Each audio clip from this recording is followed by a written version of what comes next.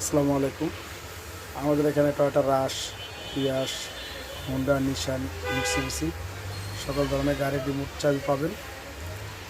আমরা সকল ধরনের গাড়ির রিমোট চাবি প্রোগ্রামিং করে থাকি। আমাদের লোকেশন হচ্ছে ঢাকা মোহাম্মদপুর রায়ের বাজার বেরিবাদ, সাদেক খান পেট্রোল পাম্প সংলগ্ন।